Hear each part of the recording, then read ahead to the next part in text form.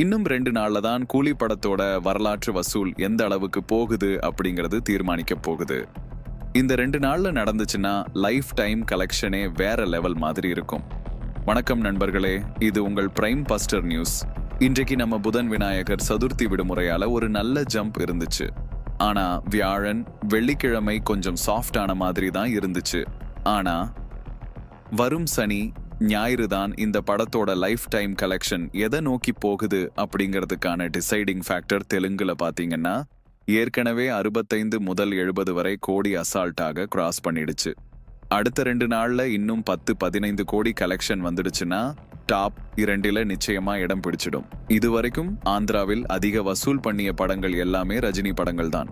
Enthiran, Jailer, அந்த வரிசையில இப்போ கூலியும் நுழைஞ்சிருக்கு. 100 கோடி ரீச் ஆகுமானா அதுக்கான வாய்ப்பு கம்மி தான்.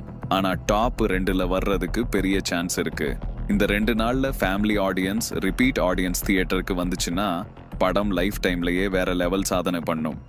அப்படி என்றால் அடுத்த 2 நாள்ல கூலி எவ்வளவு ரெக்கார்ட் பண்ண போகுது?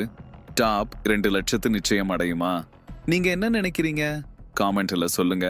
இந்த வீடியோ உங்களுக்கு பிடிச்சிருந்தால் லைக் பண்ணுங்க, ஷேர் பண்ணுங்க மற்றும் சப்ஸ்கிரைப் பண்ணுங்க.